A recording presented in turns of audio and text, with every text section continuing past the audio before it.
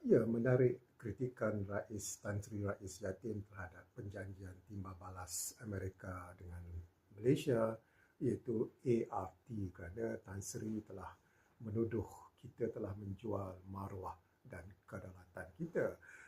Hujah pertama adalah beliau mengatakan dalam 7 glosa itu terdapat 40 perkataan Shell, SHALL, bukan Shell kupang tu, tapi Shell.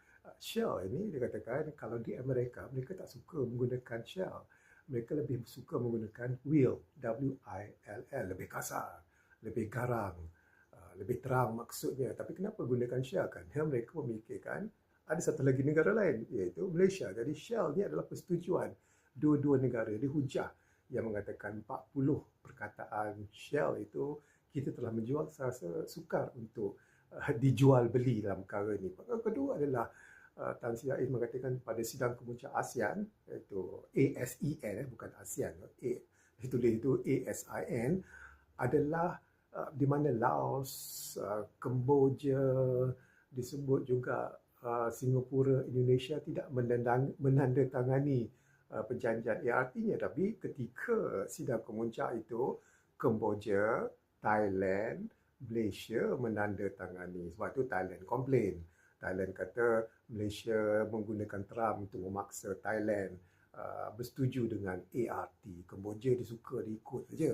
Tapi hakikatnya pada ketika itu 3 negara ASEAN telah menandatangani. Singapura sedang berbincang, malah dikatakan telah muktamad tarikh 10%, jadi tak ada hal bagi Singapura. Bagi Indonesia juga baru 2-3 hari ini, saya tak pasti sebelum ataupun selepas Tan Sri Rais yang buat video ni, tapi Indonesia telah menolak kerana mereka meminta 1,700 produk yang Malaysia dapat tu, dia nak kelapa sawit juga dapat zero tariff. Amerika kata tak boleh. Sebab tu Indonesia menolak, dan menolak itu sekarang tarif mereka dah 19%. Adakah akan naik? Besar kemungkinan akan naik. Dan siapa untung, siapa rugi? Kita congak, kita fikir sendiri-sendiri. Dan mengenai perolehan senjata, dikatakan memerlukan persetujuan Amerika Syarikat, sebenarnya tidak.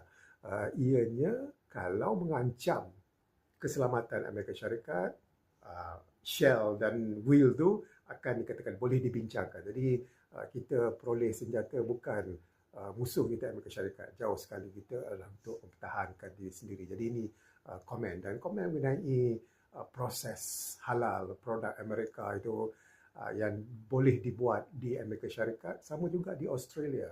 JAKIM melantik syarikat di Australia.